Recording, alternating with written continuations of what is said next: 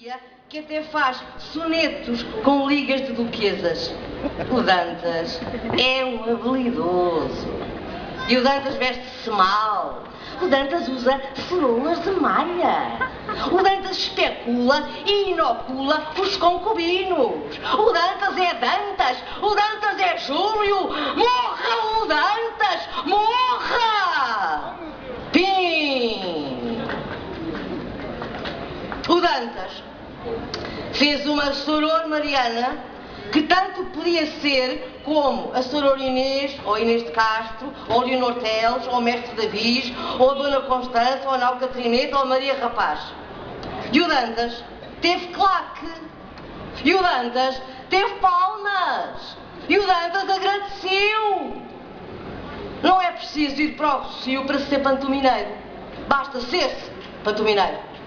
Não é preciso disfarçar-se para se ser salteador. Basta escrever como o Dantas. Basta não ter escrúpulos, nem morais, nem artísticos, nem humanos. Basta andar com as modas, com as políticas e com as opiniões. Basta usar o tal sorrisinho. Basta ser muito delicado e usar pouco. E olhos meigos. Basta ser Judas. Basta ser Dantas. Morra o Dantas, morra! Fim! O Dantas nasceu para provar que nem todos os que escrevem sabem escrever. O Dantas é um autómato que deita para fora o que a gente já sabe que vai sair, mas é preciso deitar dinheiro. O Dantas é um soneto dele próprio. O Dantas, em gênio, nem chega a pólvora seca. E em talento é pim, pam, pum. O Dantas, nu, é horroroso. O Dantas cheira mal da boca. Morra o Dantas, morra! Pim! O Dantas é o escárnio da consciência. Se o Dantas é português, eu quero ser espanhol. O Dantas é a vergonha da intelectualidade portuguesa. O Dantas é a meta da decadência mental. E ainda há quem não core quando diz admirar o Dantas. E ainda há quem lhe estenda a mão, e quem lhe lava a roupa, e quem tem a bola do Dantas.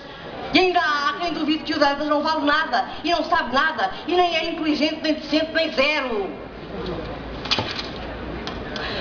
Vocês sabem quem é a soror Mariana do Dantas?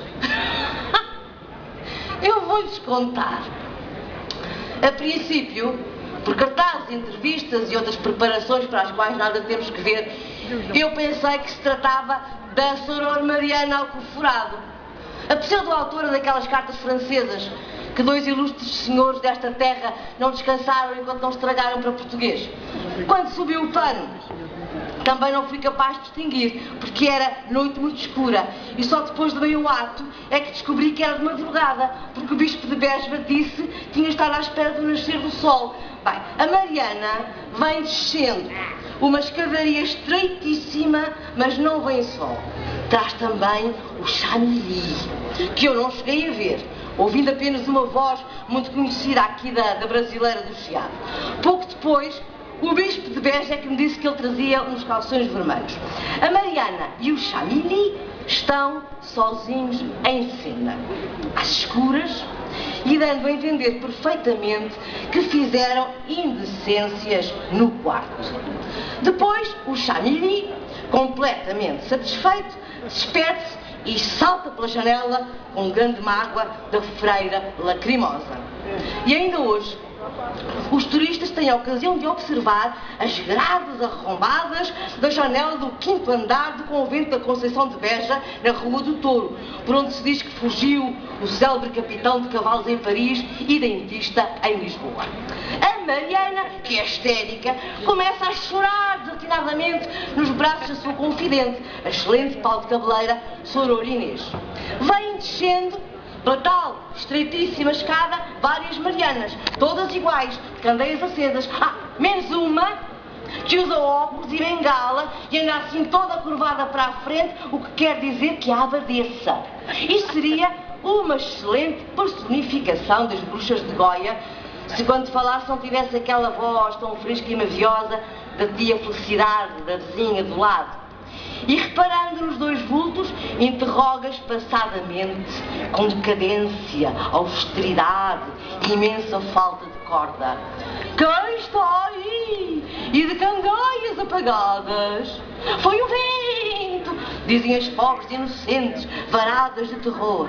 E a abadesa, que só é velha nos óculos na bengala e em andar curvada para a frente, manda tocar a sineta, que é um dó da alma o ouvi-la assim tão debilitada. Vão todas para o coro, mas desde que de repente batem no portão. Isto sem se anunciar nem limpar-se da poeira, sobe as escadas, entra pelo salão com o bispo Veja, que quando era novo fez brecheirice com o menino do chocolate. Agora, completamente emendado, revela a abadesa que sabe, por cartas, que há homens que vão às mulheres do convento e que ainda há pouco viram um de cavalo a saltar pela janela. A abadesa diz que, efetivamente, há tempos que vinha dando pela falta de galinhas. E tão inocentinha, coitada, que naqueles 80 anos ainda não teve tempo para descobrir a razão da humanidade estar dividida em homens e mulheres.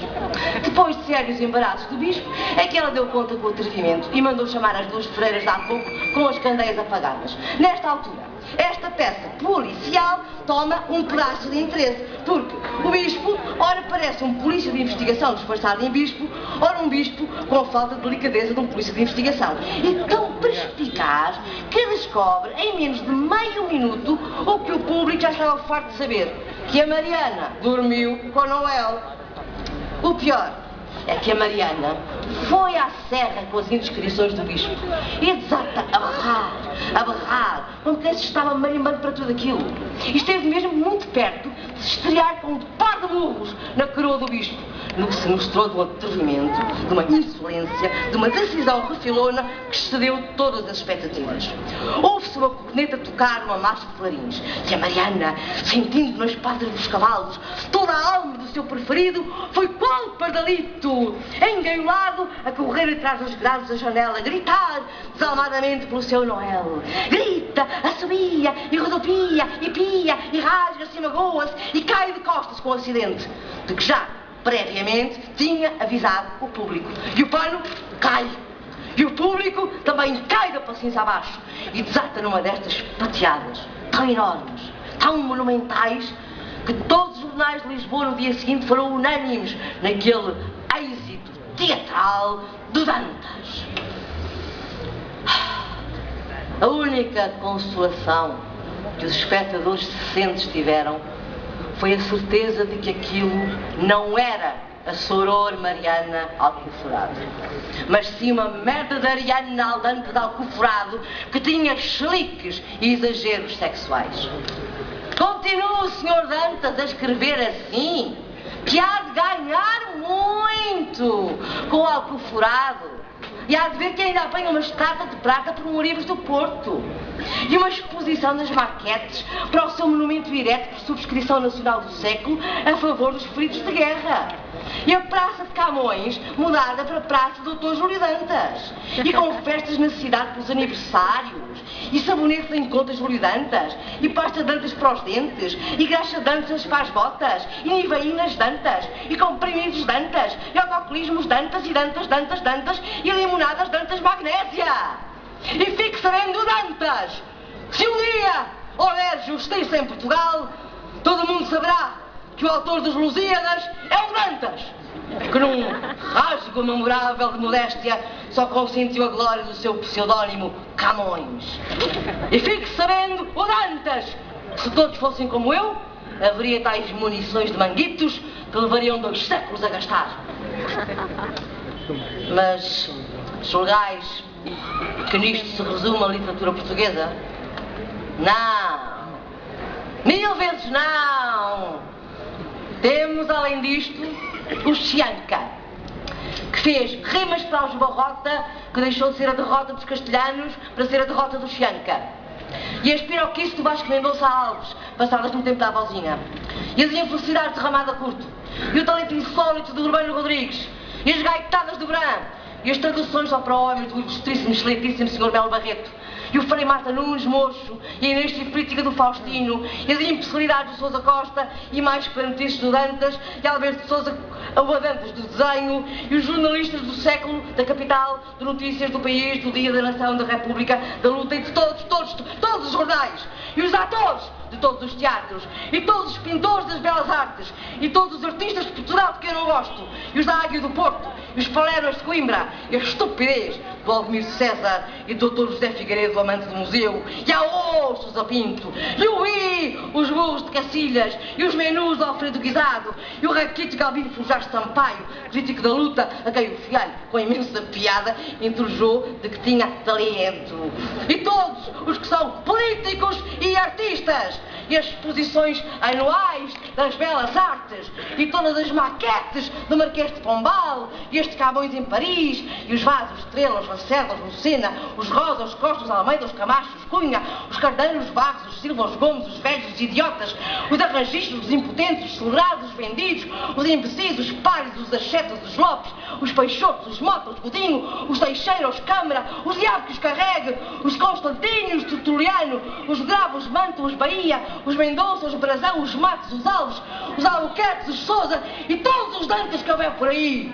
E as convicções urgentes do Homem Cristo Pai, e as convicções catitas do Homem Cristo Filho, e os concertos de Blanche, e as estátuas ao lema, ao essa, e ao despertar, e a tudo o que seja arte em Portugal.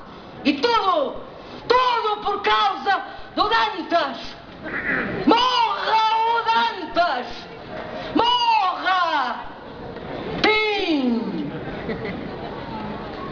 Portugal, que com todos estes senhores conseguiu a classificação do país mais atrasado da Europa e de todo o mundo, o país mais selvagem de todas as Áfricas, o êxito dos degradados e dos indigentes, a África reclusa dos europeus, o entulho das desvantagens e dos sobejos.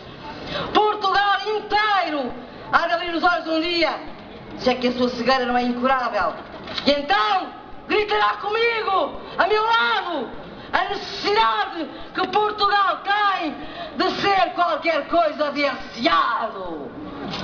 Morra o Dantas! Morra! Fim!